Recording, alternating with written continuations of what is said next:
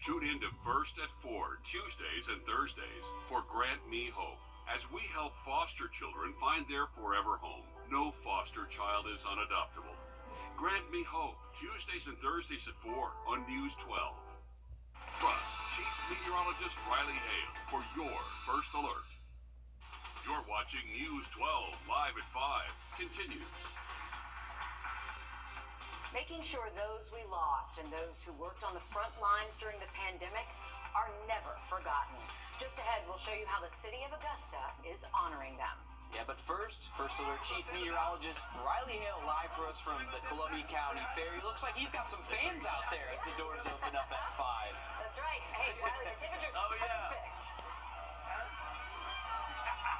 It is perfect out here this evening, and we got a bunch of people. All right, thanks, Riley. It may feel like yesterday, but we're now nearing the 4-year mark of when COVID-19 began spreading in the United States. And as pandemic-era restrictions are mostly in the rearview mirror, we can't forget the lives that were lost and the essential workers and healthcare providers who stepped up. Our Hallie Turner is live for us in the newsroom, and you were on the Riverwalk where a new COVID-19 memorial plaque at Heroes Overlook was unveiled.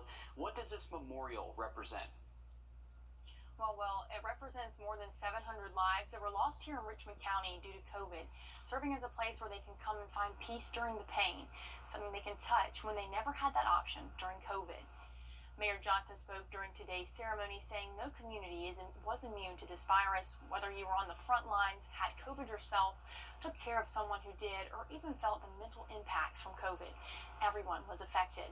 Commissioner Jordan Johnson and Alvin Mason both spoke on the family members they lost to the virus, but also talked with the community, the church, and day-to-day operations COVID put a pause on. And their hope is that this memorial plaque brings peace to those like Anthony Hunt, who's still feeling the sting of the pain from COVID today.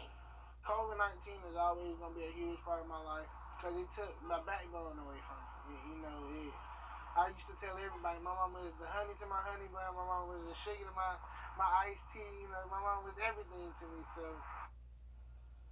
But Commissioner Johnson also says this plaque resembles what communities can do and how Augusta came together to support each other during a time of uncertainty. And coming up all new tonight on News 12 at 6 o'clock, we'll hear more about how far those impacted have come. All right, thanks, Hallie. And while the pandemic might be over, COVID-19 is still something that people are catching every day. And here's a map showing new hospitalization rates for COVID. As you can see, there are some hot spots across the country, but none in Georgia or South Carolina as of late October. It's going to be a part of our lives moving forward, kind of like the flu is. Absolutely. Children needing emergency care in Atlanta are having to wait longer and longer to see a doctor. Healthcare leaders say that's largely because of RSV infections. Our State House reporter Abby Kasoris shares with us why the CDC is now sounding the alarm across Georgia. Anna Hankins says she's excited to see her family for Thanksgiving. We be so focused on family and food, we forget about our health. Hankins, in this room full of seniors at Big Bethel Village Retirement Home in Southwest Atlanta, are getting some extra protection to keep them safe.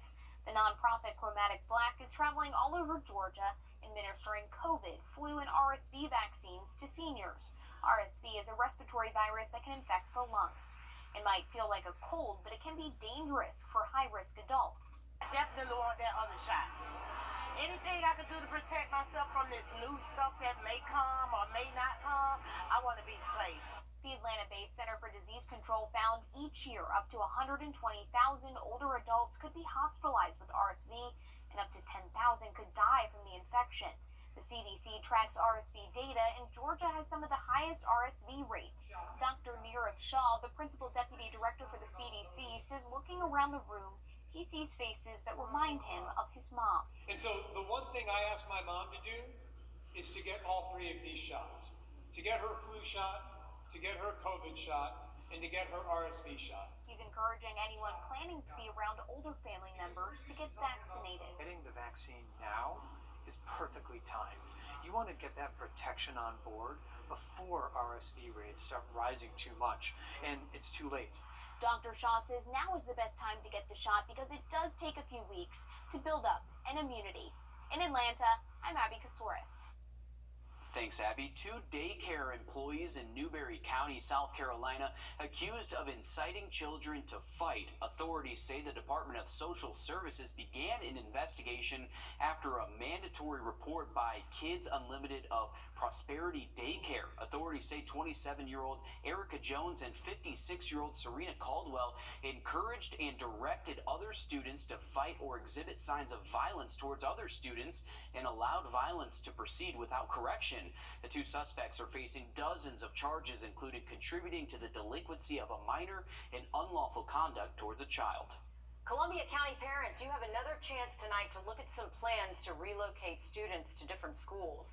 Leaders want to close Columbia Elementary at the end of this school year and prepare for the opening of Westmont Elementary School. North Columbia Elementary, it's expected to open for the 2025-26 school year. It's on Ray Owens Road. The meeting will be at North Columbia Elementary at 6 o'clock. If you missed this one, there will be one again next Tuesday. The season to spread holiday cheer is almost here. The Salvation Army is asking for your help in putting smiles on children's faces for the holiday season.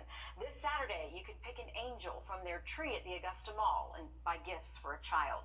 They're also having a Christmas kickoff next Wednesday at the Kroc Center, so that would be a great time to adopt an angel as well. Happening now live at 5, you are taking a live look over at the Evans Town Center Park. It is where holiday festivities are now underway. Yeah, from now through mid-January, families can enjoy ice skating and holiday lights in the park 7 days a week. And to learn more about Evans on Ice, you can check our website, wrdw.com. The new Chick-fil-A on Edgefield Road in North Augusta is now open. The restaurant is open for dine-in, drive-through, and carry-out. The owner of the new store, Jonathan Dawkins, says the turnout for today's ceremony was big. It's been amazing. We had a ribbon cutting ceremony this morning, and I would say maybe 150 to 200 people attended. And then when the doors opened, there was already a line out the door. There's always a line. Of course, but it moves fast. Even when they're not, it's very efficient. This restaurant adds roughly 125 new jobs to the area. Chick-fil-A will also donate $25,000 to the Golden Harvest Food Bank to mark the new restaurant's opening.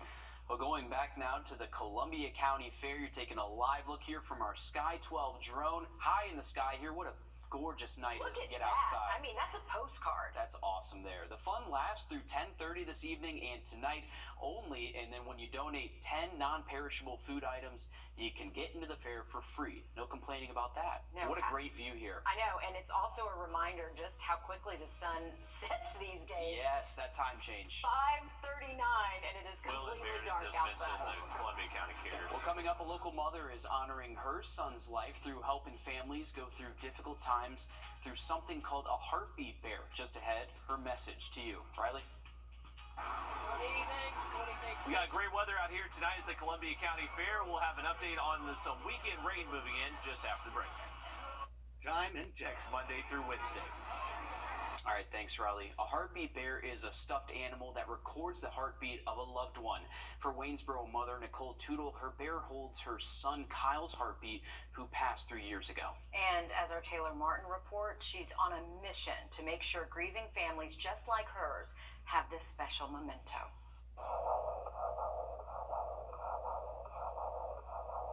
Right before they took him back, I laid my head on his chest and I listened to his heartbeat for the last time. In November of 2020, Nicole Tootle lost her son Kyle Knutson to suicide. Every month is hard, but there are some that are harder than others. And on that day, she left the hospital with memories, pictures, and one more thing to remember him by: a heartbeat bear. It's what inspired her to donate 200 heartbeat bears to CHOG last year and start her own nonprofit called Kyle's Critters. It's not just a stuffed animal. You know, it's for people like me that have lost somebody. But she says she's struggling to get donations this year to meet her goal of donating heartbeat bears to grieving families just like hers. Really wanting to get enough donations to where I could donate again this year at Thanksgiving.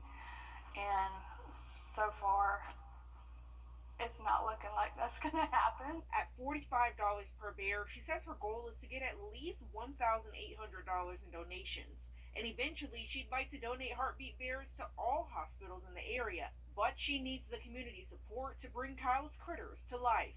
I'm still learning as I go, but I'm trying as hard as I can to make this work. Letting Kyle's legacy live on by giving to others. Reporting in Augusta, Taylor Martin on your side. Now, Kyle's Critters is a registered nonprofit, so any donations that you make are tax deductible. If you'd like to support that, we'll have ways to do that on our website, wrdw.com. If you're already doing your Christmas shopping, you may not want to wait until Black Friday to purchase some tech gadgets. I'm Jamie Tucker. Coming up, we're going to take a look at what everyone is searching for this year. First Alert Radar, powered by Jim Hudson Automotive Group. It comes out 9999. Black Friday sales are already underway on sites like Amazon, Walmart, Target, and Best Buy. If you're thinking about waiting until the actual Black Friday to buy some gifts, you might be too late. Our consumer tech reporter Jamie Tucker shows us some of the gadgets that could be in short supply. What the Tech, sponsored by Augusta Preparatory Day Faster. That's 999-9999. Black Friday sales are already underway on sites like Amazon, Walmart, Target, and Best Buy. If you're thinking about waiting until the actual Black Friday to buy some gifts, you might be too late. Our consumer tech reporter Jamie Tucker shows us some of the gadgets that could be in short supply. What the Tech, sponsored by Augusta Preparatory Day School. How do you know which items could sell out before Black Friday? Well, you look at what people are searching Google for. Google has released its Hot 100 items list to help you shop and maybe save. Bird watchers are going cuckoo over these bird feeders. The Bird Buddy is the most searched for bird feeder this year. It has a camera that triggers anytime a feathered friend flies in for a snack.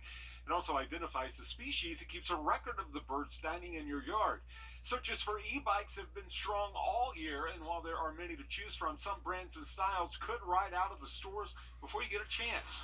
And prices have dropped. I found the Bird e-bike here for about $120 less than it was last Christmas.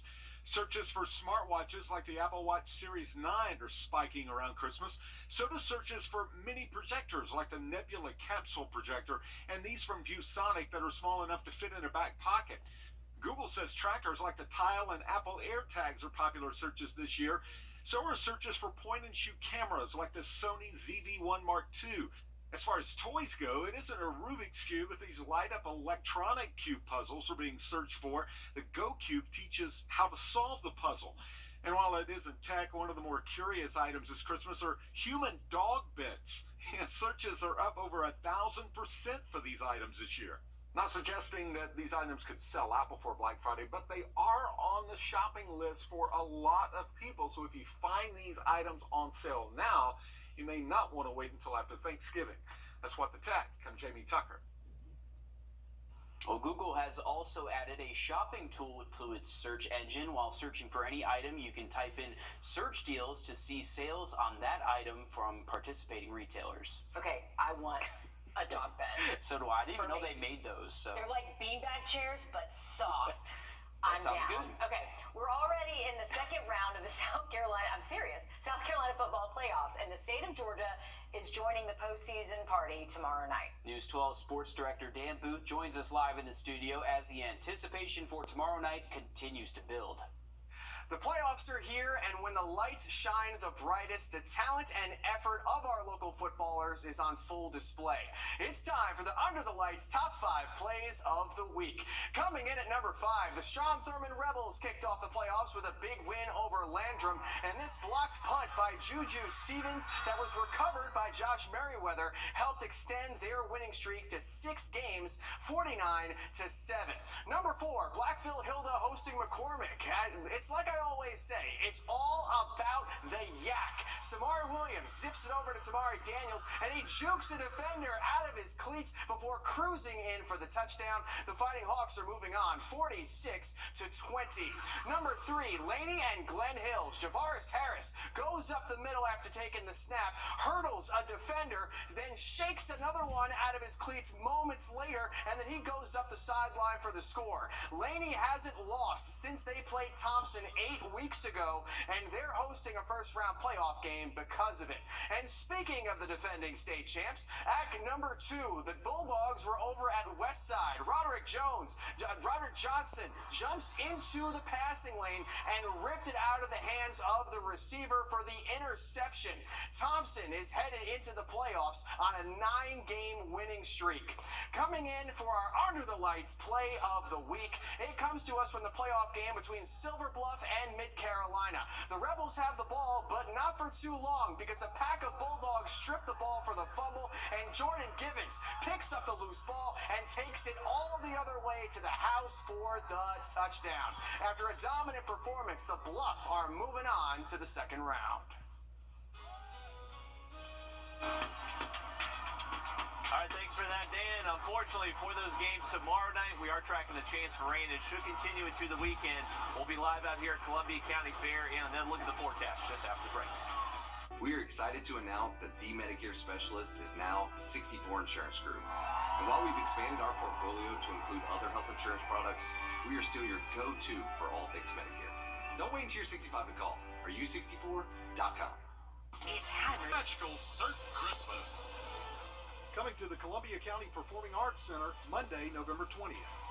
Get tickets at Ticketmaster.com. Hey, Jill, what's the matter? Man, this name change is stressing me out. Everyone will know we still specialize in Medicare. Yeah, I know that. What about this? AreYou64.com. All right, welcome back, folks. We're live here at the Columbia County Fair at the Columbia County Fairgrounds. They're going to be open until 10:30 tonight, so still plenty of time to get out here. Perfect weather. We're in the 70s right now, and we're going to see these temperatures just gradually drop into the 60s, so no need for the winter coat heading out here tonight. No need for the rain jacket. That is the good news. We do have a dry forecast the rest of tonight. The same cannot be said, though, starting tomorrow and lasting all the way into the week. Unfortunately, we are looking at decent rain chances for Veterans Day, so a heads